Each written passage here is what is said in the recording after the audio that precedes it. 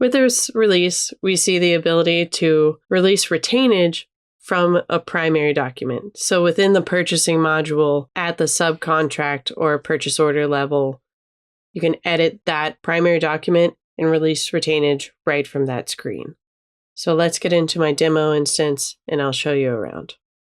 So we'll go to purchasing and I'm going to go to subcontracts. And then remember, you've got to edit this. And then we're going to navigate over to the primary document details tab.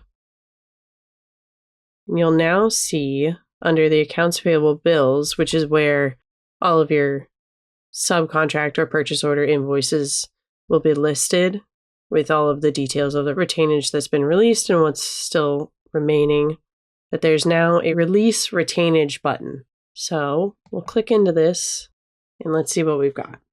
We've got the total held, the total that's been released with like the round percentages of been released and what's remaining. So if I type 20 here, it's going to release all the retainage lines that haven't met that 20% yet, not anything that's already released 20%. So it's on the total, not the remaining. So let's actually bump this up to 50 since I've already got 20% released. I'll future date this.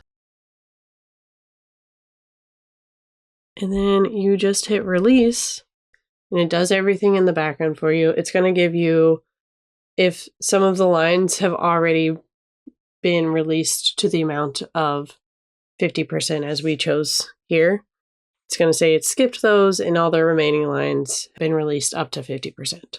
So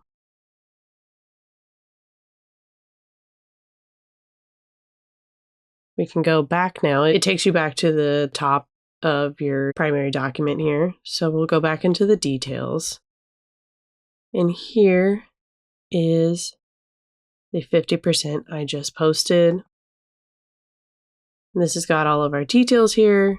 There's every line with the amounts. We can go here into the retainage release details. It's just showing us all of, like, per line what the amount was released. But also in this batch here, this is familiar for people who have released retainage through the accounts payable screen.